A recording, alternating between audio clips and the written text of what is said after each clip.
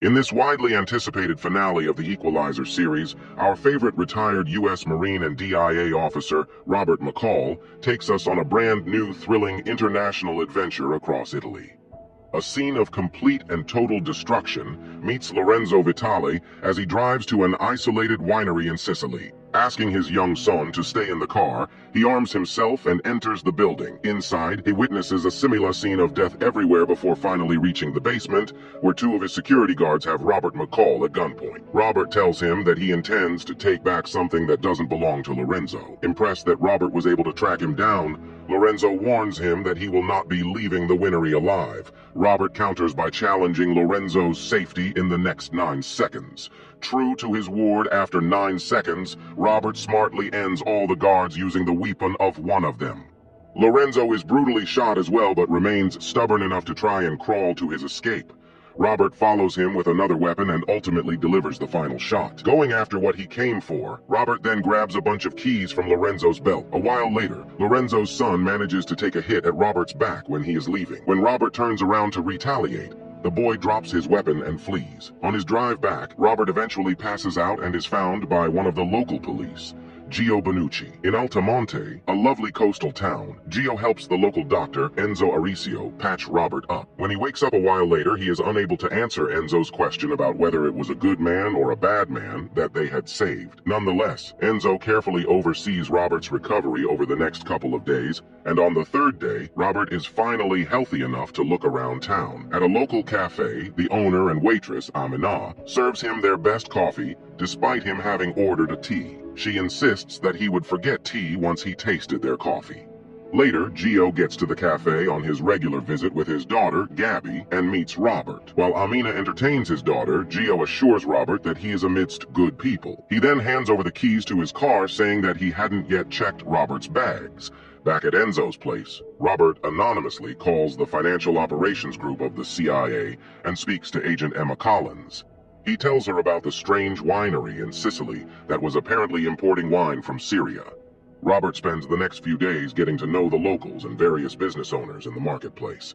He also notices that members of a gang harass and threaten everyone over their earnings and demand regular payments as well. One day, he hears Angelo, a local seafood seller, getting beaten up by one of the gang members, Marco Quaranta. He sees the gang leave the store after yet another threat from Marco about coming back next week to collect the money. The next day, Robert visits Angelo's store as a favor to Enzo. Kind-natured Angelo refuses payment from Robert, stating that it was his honor that Enzo's friend had come over to his shop for the first time. Meanwhile, following Robert's tip-off, a team of CIA agents, including Emma, discover not just illegal narcotics, but millions in cash at the winery in Sicily. Considering that these were activities of a group that wasn't even on their radar, Emma and her colleague, Frank Conroy, decided to keep looking for any information they could find. After inspecting Robert's healed wound one rainy day, Enzo assures him that not knowing whether or not one is a good person is indeed a sign of a good person.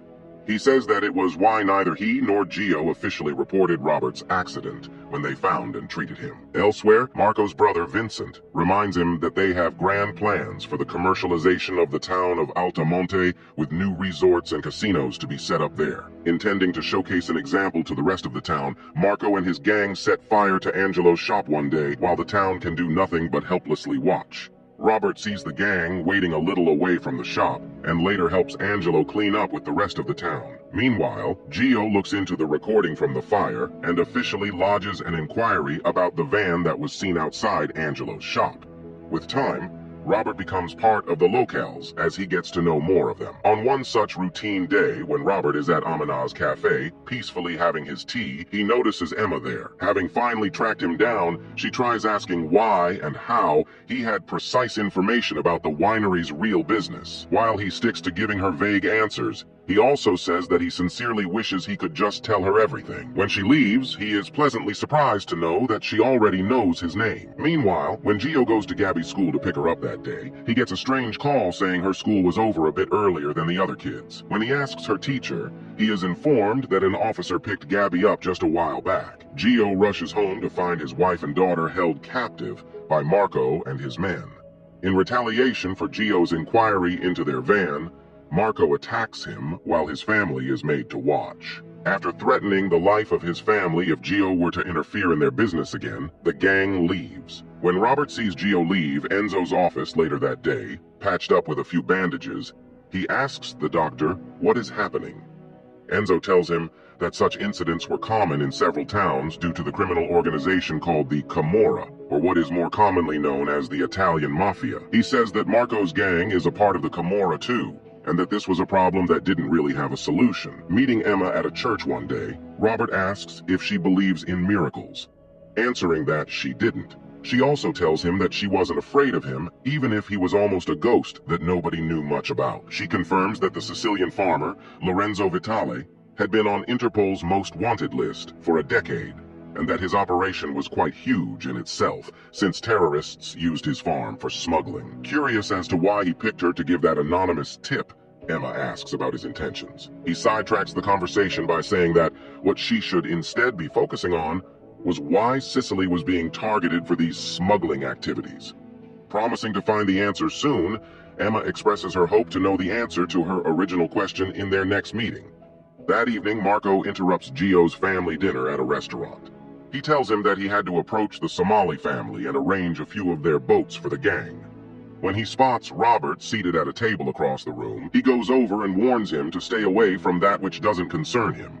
Saying that he doesn't appreciate threats, Robert asks Marco to take his friends and go someplace else with their business simply because he has begun liking Altamonte and its people.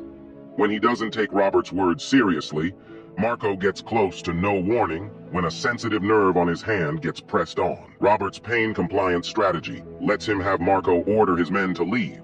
He also gets Marco to leave him his weapon. Later that night, Robert fights Marco and a couple of his guys and ultimately finishes them.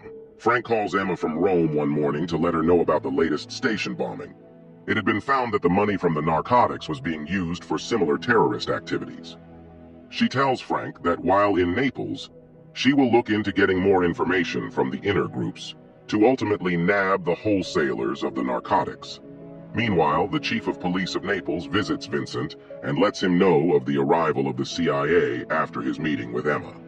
He suggests that Vincent stop all his activities, as he believes Emma will soon find out that the Camorra was involved in buying from their own enemies for the sake of a flourishing business.